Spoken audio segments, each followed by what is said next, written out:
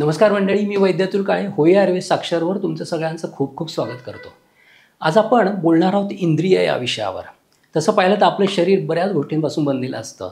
अगदी सप्तधातू आहेत, त्रिदोष आहेत, नंतर सगळी पंचकर्मेंद्रिय आहेत, पंच ज्ञानेंद्रिय आहेत। या सगळ्यांपासून आपलं शरीर बनलेलं असतं आणि याशिवाय आतमध्ये आत्मा असतो, मन असतं आणि बुद्धी पण असते। या सगळ्या गोष्टींचा एक संच म्हणजे आपलं शरीर असतं आणि याशिवाय बायोलॉजिकल रोबोट ज्याच्यामध्ये मन आहे, ज्याच्यामध्ये नॅचरल इंटेलिजन्स आहे, ज्याच्यामध्ये स्वतःची एक विचारशक्ती आहे, असं म्हटलं तरी वावगं ठरणार नाही। कारण आता आर्टिफिशियल इंटेलिजन्सचा खूपच बोलबाला चालू आहे, म्हणून हा मी मुद्दा उपस्थित केला। परंतु इंद्रियांच्या शक्तीच्या पलीकडे हे आर्टिफिशियल इंटेलिजन्ससुद्धा जाऊ शकत नाही। कारण माणसाने जे काही निर्माण केले ते माणसाच्या कक्षेमध्येच आहे। फक्त ते लवकर रिकॉल होणं यासाठी आर्टिफिशियल इंटेलिजन्स किंवा कॉम्प्युटर या गोष्टींचा उपयोग होऊ शकतो।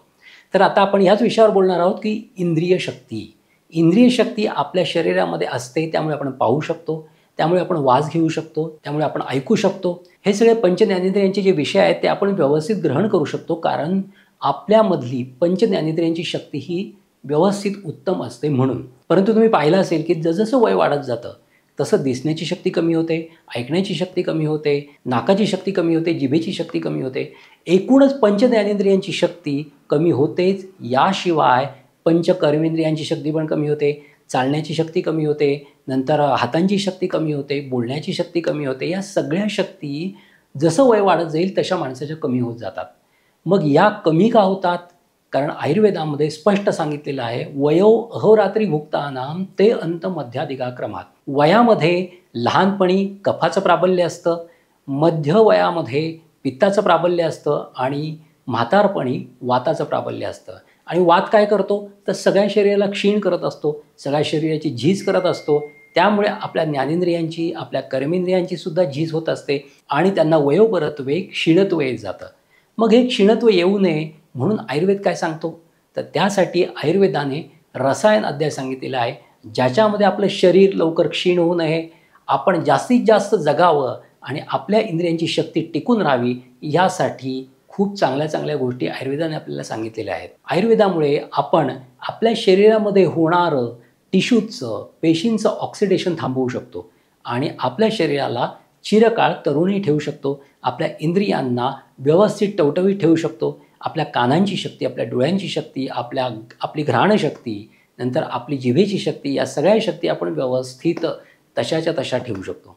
मग त्यासाठी आयुर्वेदाने रसायन चिकित्सा सांगितलेली आहे। मग ती रसायन चिकित्सा करायची कशी? ती रसायन चिकित्सा कोणती आहे? इंद्रिय शक्ती टिकवण्यासाठी वेगळी काही रसायन चिकित्सा आहे का? तर नक्कीच आहे। आयुर्वेदाने त्याच्यावर व्यवस्थित वेगवेगळे फोकस टाकलेले आहेत। पहिली रसायन चिकित्सा म्हणजे रसायनवटी घेणं। सकाळी रिकाम्या पोटी रसायनवटी घेतली तर तुमच्या शरीरामधल्या सगळ्या सिस्टीम या व्यवस्थित राहतात, हा अनुभव आहे वृद्ध वैद्यांचा। त्यामुळे आत्ताच सकाळी रिकाम्या पोटी रसायनवटी 2 ते 3 गोळ्या कोमट पाण्यावर घ्यायला लागा। त्याचा परिणाम तुमच्या सगळ्या सिस्टीमवर होऊन, तुमच्या इंद्रियांवर होऊन त्याची शक्ती अबाधित राहण्यासाठी तुम्हाला मदत होईल। नंतर च्यवनप्राश आहे, च्यवनप्राशही खाऊ शकता। च्यवनप्राशचं ह्या ऋतूमध्ये सेवन करायचं झालं तर अर्धा चमचा पुरेसा होतो। हिवाळ्यामध्ये च्यवनप्राशचं सेवन करायचं झालं तर 1 ते 2 चमचे चालू शकतात।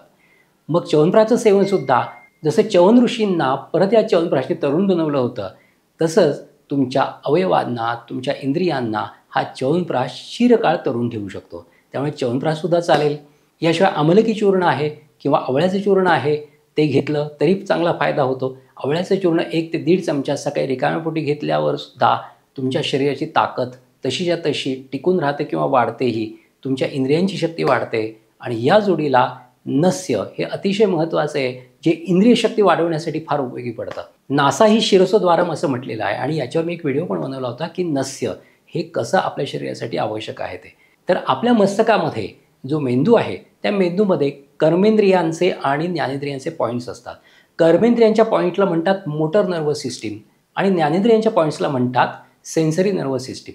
या सगळ्या सिस्टीमची जर कार्य व्यवस्थित राहावी असं वाटत असेल तर नस्य फार छान काम करतं। नाकामध्ये औषध घातलं तर ते डायरेक्ट डोक्यामध्ये जातं आणि आपल्या मेंदूमध्ये असणारी ही सगळी केंद्र त्याला ताकद देतं आणि आपल्या इंद्रियांची शक्ती अबाधित ठेवण्यासाठी हे नस्य फार छान मदत करतं, उपयोगी पडतं। तर यासाठी पहिलं नस्य कोणतं असेल तर ते म्हणजे अणुतेलाचं नस्य। अणुतेलाचं नस्य वापरताना मी मागे एकदा पोझिशन सांगितली होती, तशीच पोझिशन आत्ता पण सांगतो. झोपायचं, आपल्या पाठीखाली वरच्या भागाखाली उशी घ्यायची, त्यामुळे तुमचं डोकं खाली झुकेल आणि तुमच्या नाकाच्या नाकपुड्या वरच्या दिशेने राहतील. आणि मग त्यानंतर अणुतेलाचं नस्य 2 ते 3 थेंब दररोज करायचं. दुसरं नस्य आहे पंचेंद्रिय वर्धन तेल. या तेलाच्या नावामध्येच तुम्ही बघा की तुमच्या डोक्यामधल्या इंद्रियांच्या शक्तीचं वर्धन करणारं हे तेल आहे. मग असं तेल जर दररोज घातलं तर नक्कीच तुमच्या डोक्यामधल्या इंद्रियांच्या शक्तीचं वर्धन होणार आहे.